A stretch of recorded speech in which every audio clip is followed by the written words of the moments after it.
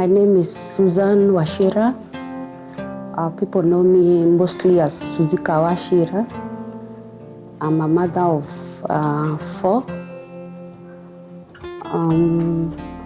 The late Wesley, Steve Mboro, Tiziana Wairigo, and Tamara Wangoi.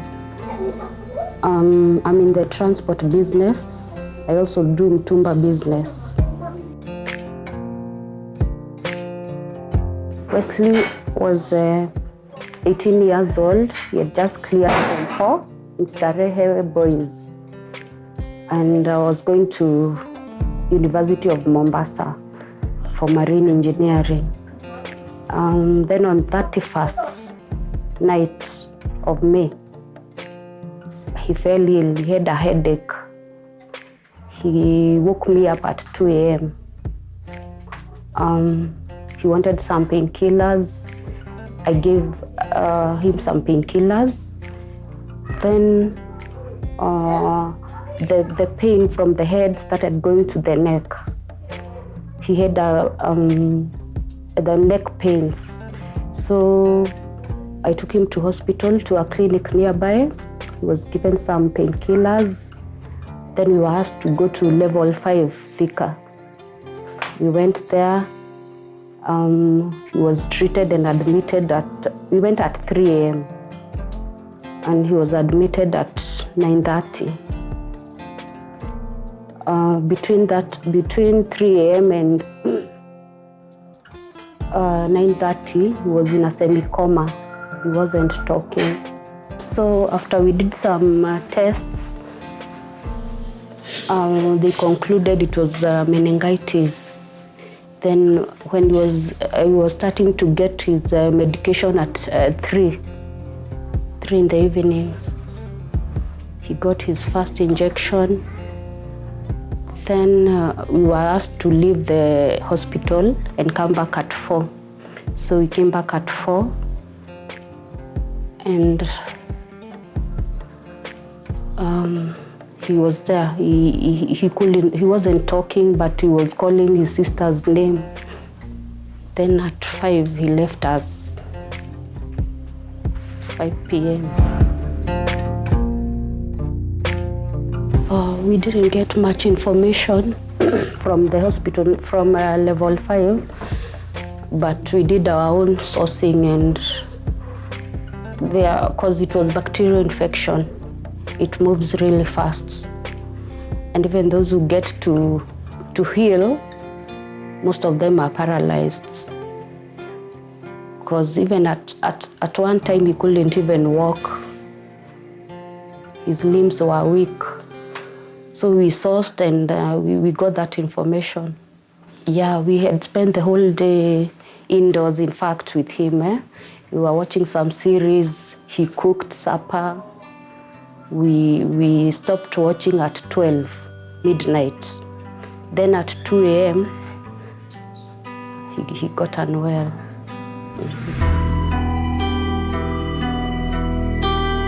He was a bright boy.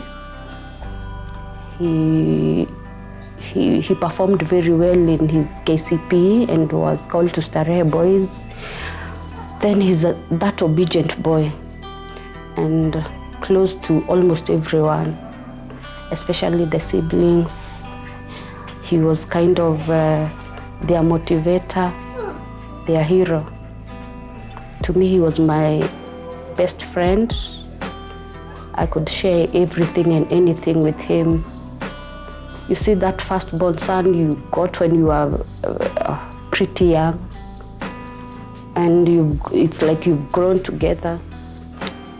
So it was a hit. We buried Wesley on 7th June. So Wesley died on 1st June. We buried him on 7th June. Then 1 month later,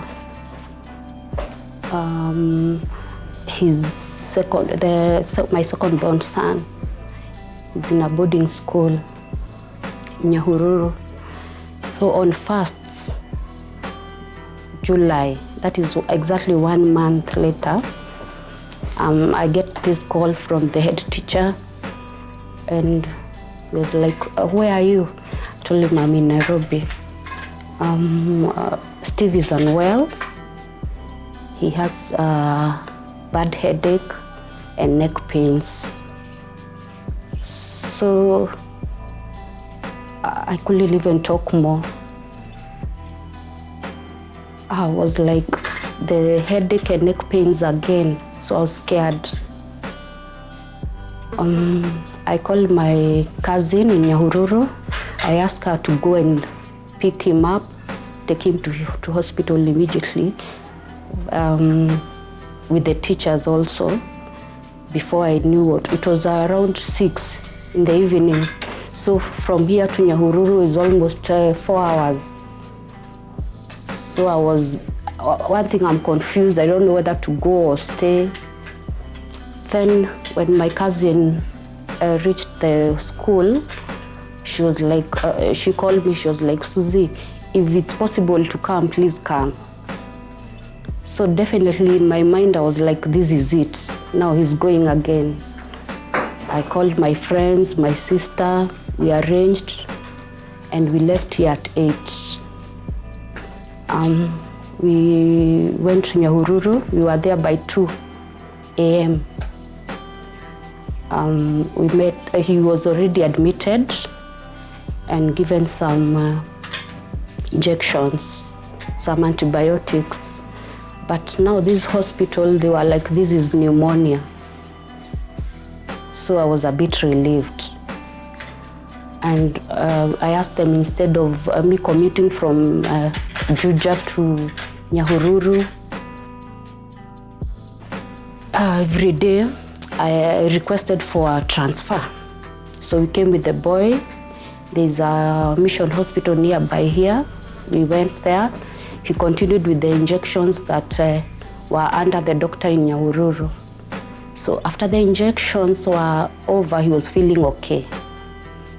Then the doctor was like, maybe we should do an MRI, a CT scan, sorry, to confirm it is not meningitis.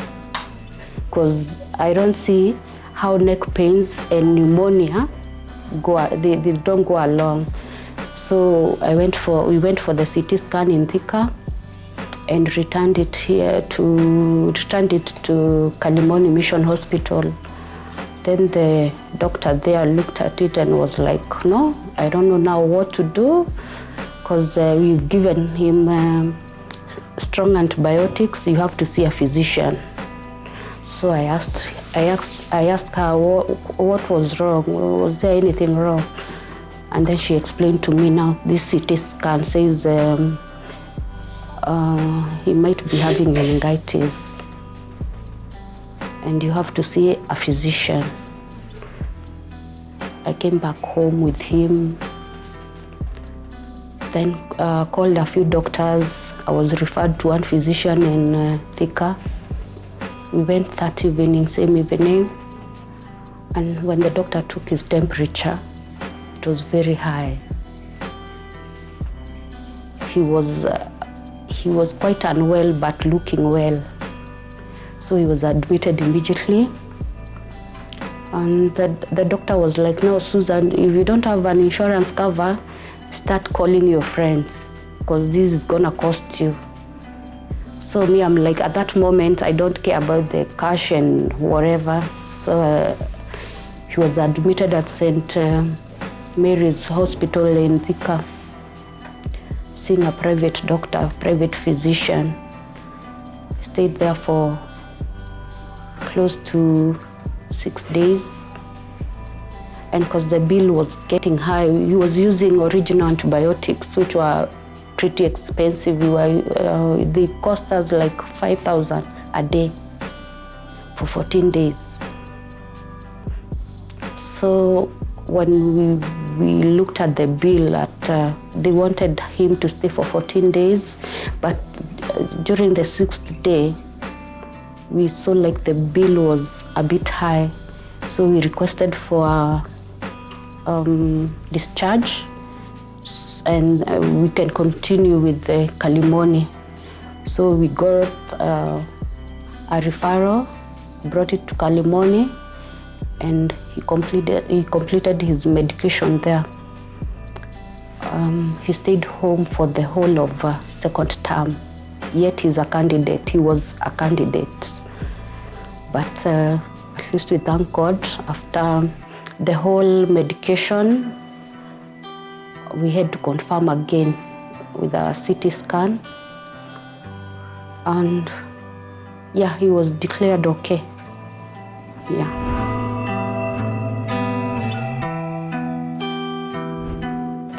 His immune was a bit down. We've been using some omega-3 tablets every day. Right now it's better. Now Steve is well, so I'm here thinking everything is okay. Then my daughter has had these delayed milestones, and the doctors have been telling us it's okay, we just give her time, she'll be fine, she will walk, she will talk. At 9 months, that's when she sat down. Yet she was supposed to be walking or crawling, yeah? The pregnancy was fine. During the day she was born, I went to Kenyatta Hospital. I delivered there, and everything was okay. She cried normally. Her kgs were okay. Yeah. Now the delayed milestones, I had been visiting doctors and they say it's fine, just give her time. But now what made me take it seriously, more seriously this time, her speech. It was delayed and delayed for long. So on 1st August, I decided to go see a pediatrician, a good one. So I went to Thika, I met this pediatrician. He had a look at her and was like, no, something is not right. So he sent us for a CT scan.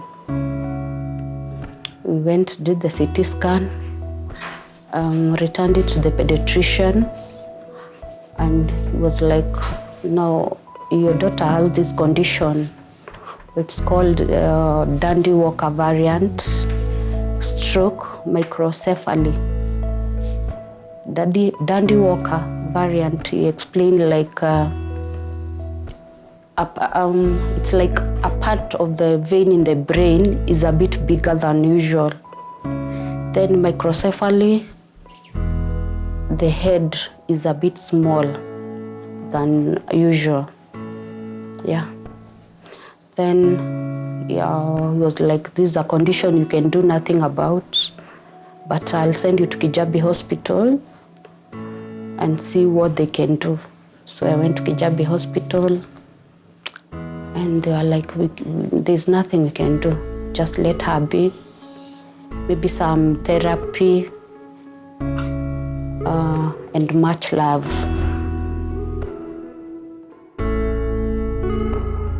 We didn't do any therapy because when I went to where I was referred, they were like, did she have therapy to walk? No. She never had any therapy to walk. She never had any therapy to stand. She has some words, she didn't go for any therapy, so they said, just let her be, she'll be okay, time. Now she has words. How old is she? She's 4. I had taken her to school this year, first term. Then I didn't like how it went because she's hyperactive. So to control her in class, and then she was not potty trained.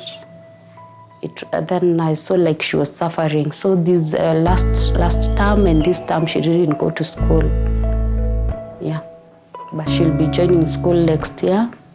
We're hoping for the best. She has much love. She can share all the love here and remain with much of it. She's very active. Then she loves cartoons with songs. But a stranger cannot understand her. So most of the time I want her here. At one time she went for a birthday party with other kids, and then she saw a bottle with something in it, a Fanta bottle, and it was paraffin, and drank it. So it was bad.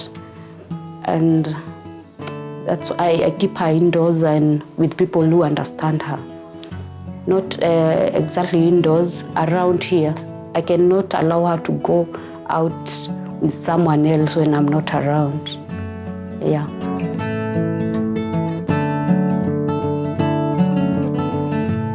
I wouldn't know how to call it because it's a near I've never had. It's a bad experience, a really bad one, with so many things within a very short time. But my support system has been wonderful. I have my sisters who have supported me through all this. I have a friend, Moshoi, thank you. And I have a group of ladies called ATL ladies. They've always been there for me. When I want to talk, at some point they paid a psychologist when I couldn't hold it all. And I went for sessions and through. I feel better now. But I would like to thank God in all of it, because I've made it through. It is not the best experience. I wouldn't even wish it for my best enemy, my worst enemy, sorry, because it's a bad experience. One thing, losing a kid, no mother should bury their own kid. But all in all, God is still there. It made me a stronger mother and a keen one. And then it changed my Christian life. I was this person who wouldn't go to church, and I'm the best Christian now. I would advise them to take it in slow, because the faster you take it in, the harder it is. So, and to accept the situation as it is. To me, if all this, what happened, I gave myself confidence with 2 A's. 1 A for accepting, and the second A for adjusting. Because you have to adjust and accept. Yeah, then you let it go and let God.